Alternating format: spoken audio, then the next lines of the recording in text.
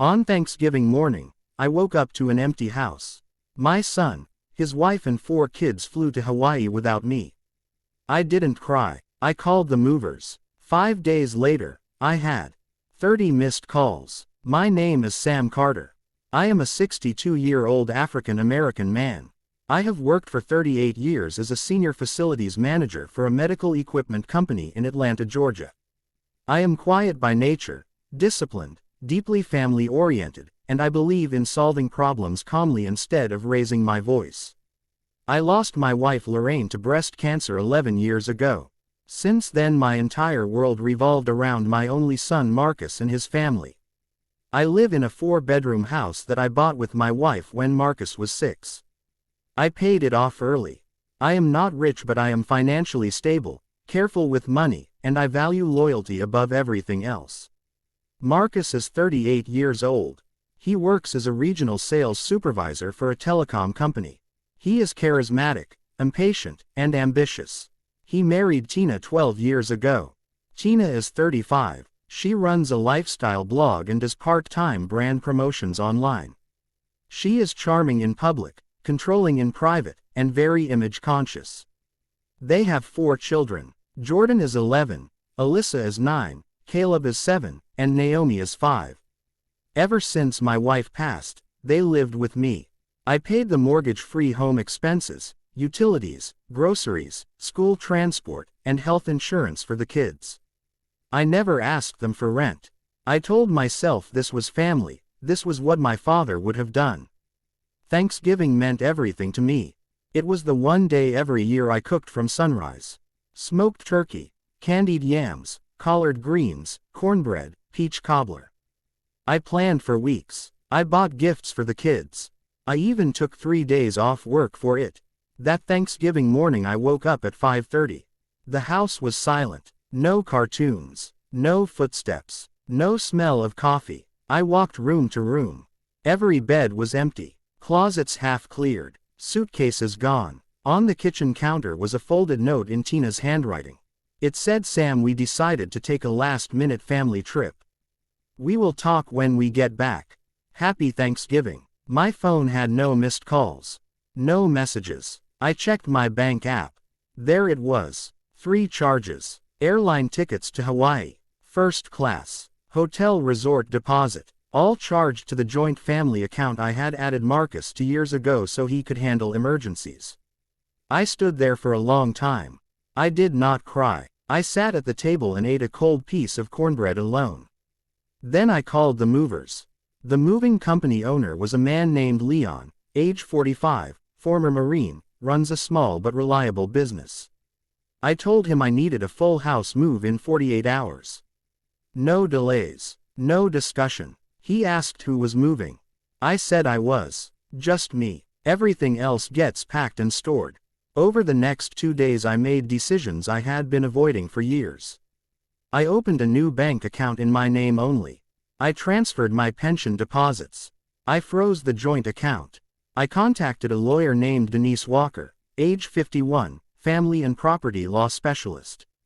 Calm, sharp, and direct. I told her everything. She told me something I needed to hear. Love does not require self-destruction. By day 3 the house was empty.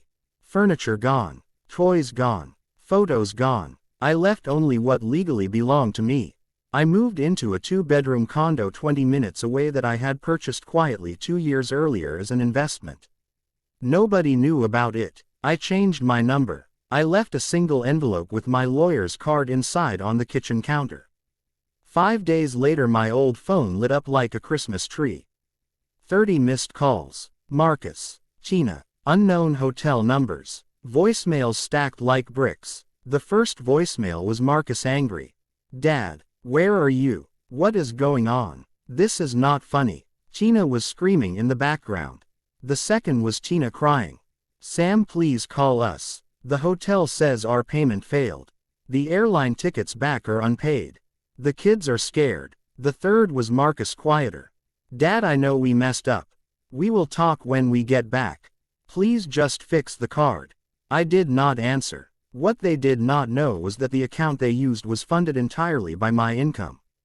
What they also did not know was that Tina had been telling people online that they were homeowners. That the house was Marcus's. That she was building a luxury family brand. My lawyer filed documentation that same week clarifying ownership. The house was mine alone. Always had been. They returned 2 days later. No Uber came. No house key worked. Locks changed legally under my name. The neighbors later told me Tina sat on the porch crying while Marcus argued with the locksmith. The police were called. Papers were shown. They left. Marcus showed up at my job the next morning. Security stopped him. He looked smaller than I remembered. He begged. He said he felt pushed out. He said Tina planned the trip. He said he forgot to tell me. He said the kids missed me. I listened. I told him I loved him. I told him love does not mean being erased. I told him I raised him to lead, not to hide behind someone else's decisions. Over the next month, reality hit them hard. Tina's online followers noticed the silence. Her sponsorships paused. Marcus missed sales targets because of the stress. They moved into a 2-bedroom apartment across town. The kids had to change schools mid-year. Then something unexpected happened. Marcus asked to meet me alone. No Tina. Just him. We met at a park. He cried. For real this time. He admitted he let Tina control everything because it was easier. He admitted he was ashamed of not providing. He admitted he used my stability as a cushion. I told him this was the last safety net. I helped him find a financial counselor. I helped him restructure his debts. I helped him get promoted by recommending him through an old colleague. But I did not give him money. I did not give him the house back. I did not add him to my accounts again. Tina never apologized. She blamed stress. She blamed influence. She blamed everyone except herself. Eventually Marcus asked her to leave. She took the youngest child with her temporarily. Custody court followed. Truth came out. Screenshots. Spending patterns. Manipulation. The judge ruled shared custody with Marcus as primary caregiver. Tina moved to another state chasing a rebrand. 2 years later, my house is still mine. Quiet. Peaceful. My condo feels like home. Marcus visits with the kids every other weekend. They cook with me now. They say thank you. They ask instead of assume. Thanksgiving last year was different. Smaller table. Honest laughter. Marcus cooked the turkey. He burned it a little. We laughed anyway. I did not lose my family. I lost the illusion that love means tolerating disrespect. And that was the most unbearable and necessary revenge of all.